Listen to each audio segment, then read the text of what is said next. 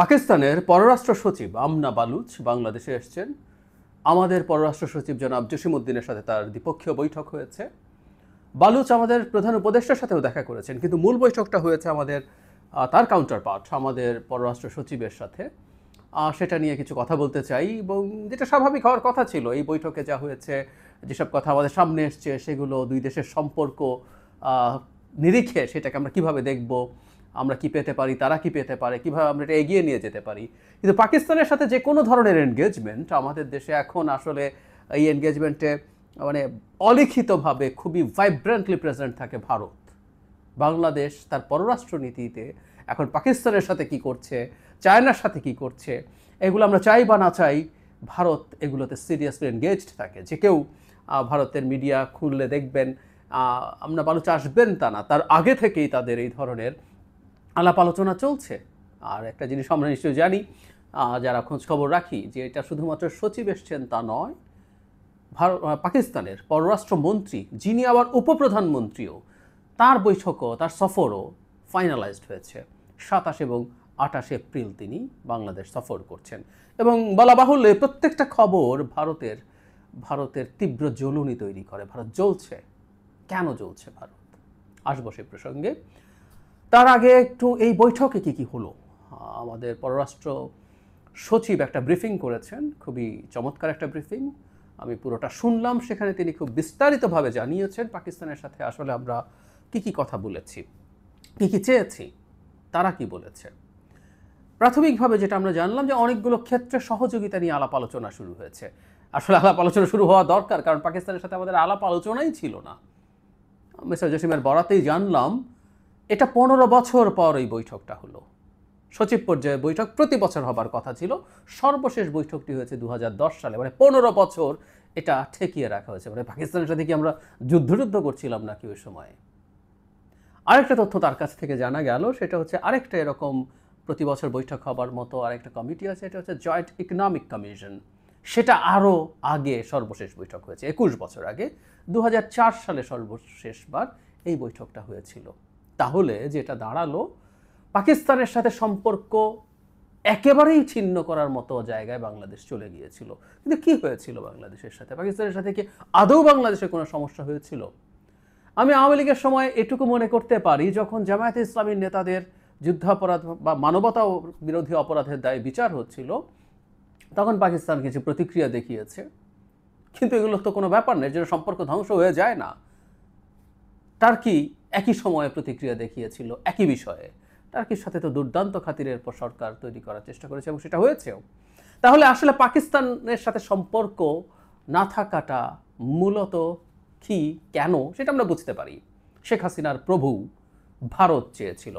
আমরা আগেও বলেছি, আবার একটু বলতে চাই, যে দ্বিতীয় স্বাধীনতার আলাপটা আমরা করি, এর মধ্যে একটা খুব গুরুত্বপূর্ণ বিষয়, আমরা অনেক ক্ষেত্রে আমরা এক তো আওয়ামী লীগের লোকজনকে দিয়ে উপনিবেশে পরিণত হয়েছিলাম, এবং আমরা ভারতের উপনিবেশে পরিণত হয়েছিলাম। আমাদের স্বাধীন পররাষ্ট্রনীতি বলে একেবারেই কিছু ছিল না, একেবারেই কিছু ছিল না।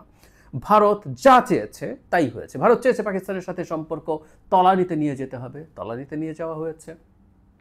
যাই হোক, এই বৈঠকের মাধ্যমে পররাষ্ট্র সচিব যেভাবে বললেন, যে একটা ওপেনিং দরকার ছিল, উইচ আই অ্যাগ্রি উইথ, এটা একেবারেই সঠিক কথা। বিভিন্ন ক্ষেত্রে শিক্ষা, কৃষি, মৎস্য, বিভিন্ন সেক্টরে তারা কী সহযোগিতা হতে পারে সে আলাপ আলোচনা করেছেন। বাণিজ্য বৃদ্ধির আলোচনা করেছেন।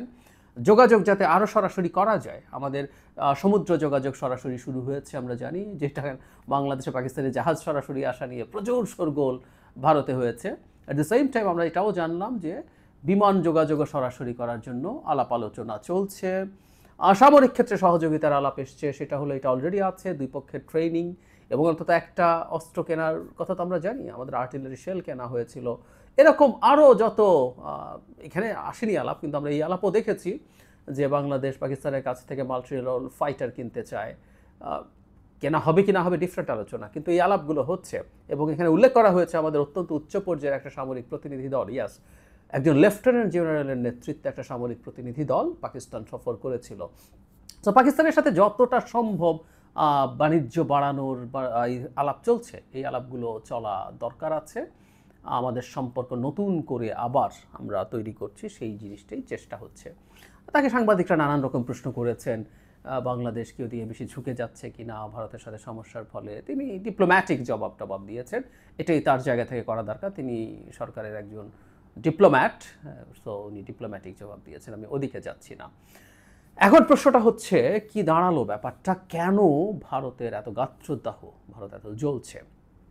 আমি পাকিস্তানের সাথে সম্পর্কের ব্যাপারে একটা কথা বলতে চাই, সেটা হলো পাকিস্তানের সাথে আমাদের সম্পর্ককে খুব মন দিয়ে এগিয়ে নিতে হবে। পাকিস্তানের সাথে আমাদের অমীমাংসিত ইস্যু আছে, যেটা নিয়ে পররাষ্ট্র সচিব জানিয়েছেন যে সেগুলোও তোলা হয়েছে। যেমন আমাদের সম্পদ ভাগ হওয়ার পর আমাদের এই যে সম্পদের যে ভাগাভাগি আছে সেটা নিয়ে প্রশ্ন আছে, সেটা আমরা এখনও পাইনি, সেই ক্লেম করেছি। নট অনলি দ্যাট, 70 সালে যে ভয়ঙ্কর সাইক্লোন হয়েছিল তাতে যে বিদেশি সাহায্য এসেছিল তার পরিমাণটাও জানানো হয়েছে, $200 মিলিয়ন, সেটার কথা জানানো হয়েছে।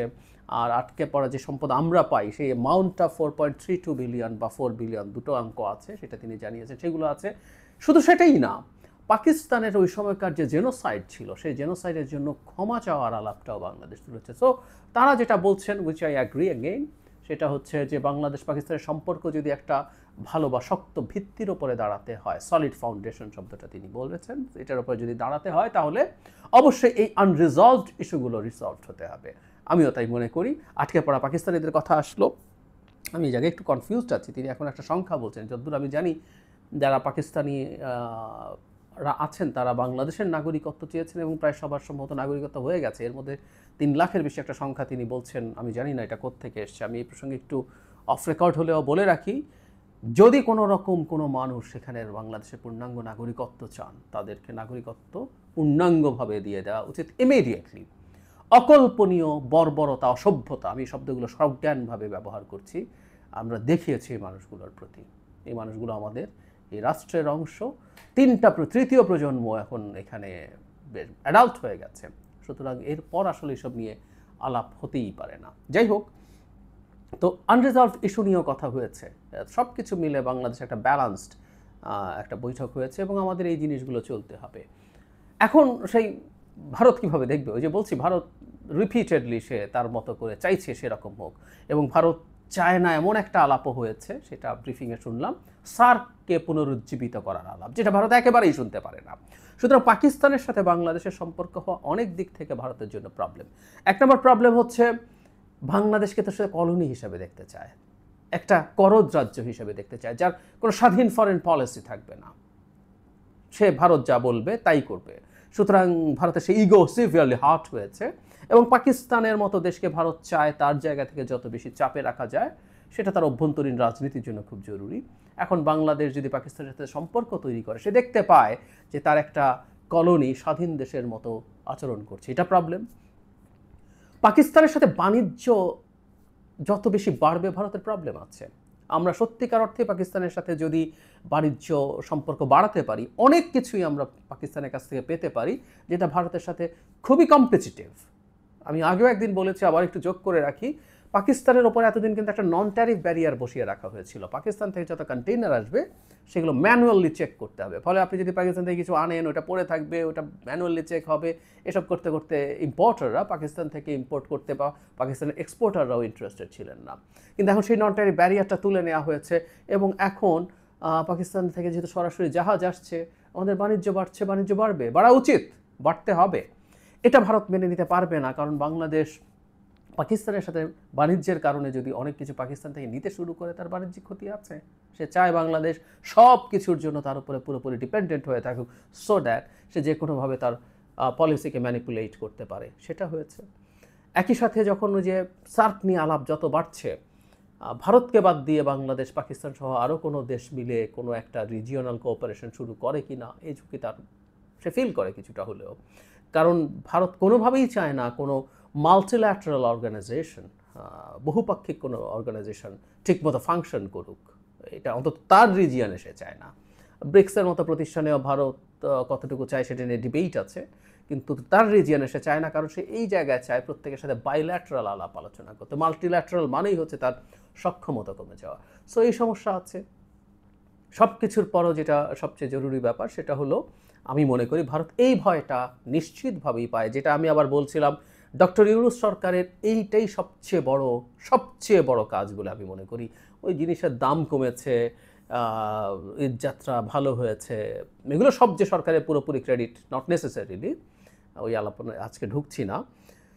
কিন্তু বাংলাদেশের ফরেন পলিসির এক ধরনের একটা নতুন ডাইমেনশন এটা ডক্টর ইউনূস সেট করে দিয়ে যাচ্ছেন। ভারত নিশ্চয়ই এই ভয় পায় ভবিষ্যতের যে কোনো সরকার, নির্বাচিত সরকার, তার পক্ষে এই বেঞ্চমার্ক ভাঙা কঠিন হবে। আমি ক্লিয়ারলি বলছি, আজকে তাত্ত্বিকভাবে বলছি, নির্বাচনে যেই জিতুক, বিএনপি, জামায়াত, এনসিপি যেই জিতুক, ভারতের প্রতি যে কোনো রকম নতজানু পররাষ্ট্রনীতি আমরা যদি দেখি, আমি সবচেয়ে প্রথম মানুষদের একজন হব যে এটার বিরুদ্ধে কথা বলবো, সিরিয়াসলি বলবো। এটা হতে পারে না। একই সাথে আমি একজন প্র্যাকটিক্যাল প্র্যাগম্যাটিক মানুষ, রিয়ালিস্ট মানুষ। ভারতের সাথে আমরা যখন ডিল করতে যাব, ভারতকেও বেশ কিছু জায়গায় আমাদের আসলে ছাড় দিতে হবে। ভারতের সাথে আমরা যুদ্ধংদেহী ভাব বজায় রাখতে পারি না, কিন্তু ওইটা করা যাবে। সো ভারত এই ভয়টা পায় যে বাংলাদেশের জনগণের সামনে পোর্ট্রেড হচ্ছে এমন একটা পররাষ্ট্র নীতি যেটা ভবিষ্যতের সরকারগুলোকে আসলে ফলো করতে হবে। আমি মনে করি ভারতের এটা খুব ভয়ের জায়গা।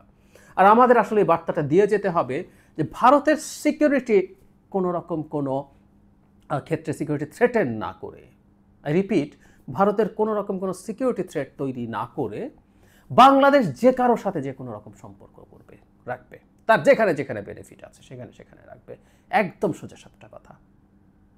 ভিয়েতনামের সাথে আমেরিকার দুর্দান্ত স্ট্র্যাটেজিক পার্টনারশিপ আছে, ভিয়েতনামের সাথে চায়নার ডিসপিউট আছে, আমরা জানি তো এটা নিশ্চয়ই। সাউথ চায়না সির যে মেরিটাইম বাউন্ডারি নিয়ে ডিসপিউট, মারাত্মক ডিসপিউট ভিয়েতনামের সাথে আছে। যে কয়টা দেশের সাথে সবচেয়ে বেশি ক্রাইসিস আছে চায়না, তার মধ্যে ভিয়েতনাম একটা।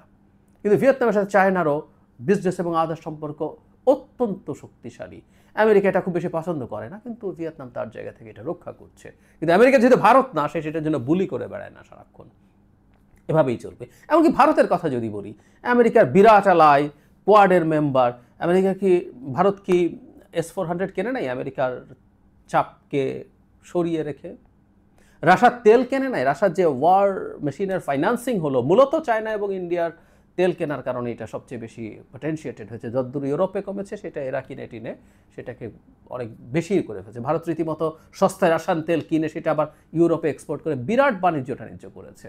ও আমেরিকা অসন্তুষ্ট ছিল, সে কি শুনেছে? ভারত দেখেছে তার সুবিধা এখানে, তাই সে সেখানে করেছে। সুতরাং ভারতকে আমাদের চোখে আঙুল দিয়ে দেখিয়ে দিতে হবে, তুমি যা করো তুমি সঠিক করো, আমরাও তাই করি, আমরাও তাই করবো। আসলে তোমার সিকিউরিটি কোনো ক্ষতি আমরা করতে যাচ্ছি না, কিন্তু আমরা আমাদের ফিনান্সিয়াল এবং স্ট্র্যাটেজিক যে কোনো সিদ্ধান্ত যে কারো কাছ থেকে নেব, যে কারো কাছ থেকে করব। আমি কি অস্ত্র কিনবো, কার থেকে কিনবো, কিভাবে কিনবো, কোথায় সেটা ডিপ্লয় করবো, এগুলো প্রত্যেকটা আমার সভরেন সিদ্ধান্ত। এই বার্তাগুলো ভারতকে দেওয়া দরকার, সেই বার্তাগুলো দেওয়া হচ্ছে। এটাই প্রবলেম হয়ে দাঁড়িয়েছে। এবং আমি আবারও বলি, ভারত আসলে এই ভয় পাচ্ছে না শর্ট টার্মে ইউনূস গেলে আমরা বেঁচে গেলাম, না। ভারতের ভয়ের জায়গা হচ্ছে ডক্টর ইউনূস যে জায়গায় এটাকে নিয়ে যাচ্ছেন, ভবিষ্যতে যেই সরকারে আসুক না কেন, এর থেকে খুব বেশি ডেভিয়েটেড হওয়া তার পক্ষে সম্ভব হবে না। সে ডেভিয়েট করতে পারবে না। মানুষ সেফ টেনে ক্ষমতা থেকে নামিয়ে ফেলবে, সেই প্রেক্ষাপট অ্যাটলিস্ট তৈরি করবে।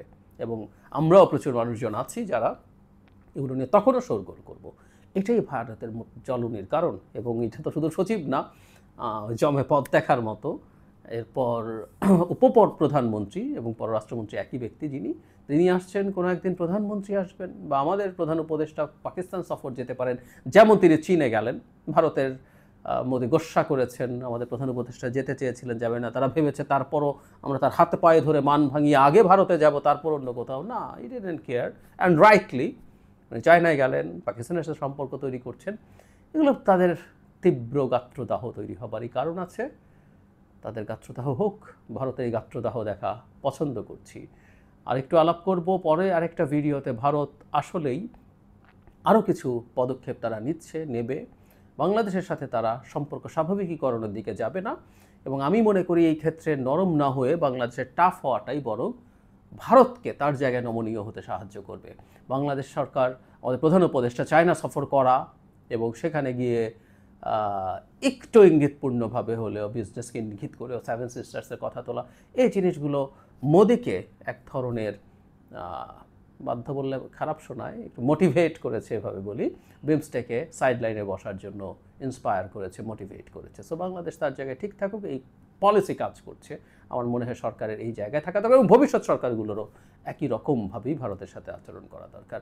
আবারও বলে শেষ করি, ভারতের সাথে আমরা আসলে শত্রুতা, আমি অন্তত চাই না। অনেকে ভারতের সাথে শত্রুতা, ভারতের সাথে যুদ্ধ বাঁধিয়ে দিতে পারলে ভালো, ভারতের সেভেন সিস্টার্স আটকে দিয়ে, মানে চিকেন নেক আটকে দিয়ে সেভেন সিস্টার্সকে স্বাধীন করে দেব, ব্লক করে দেব।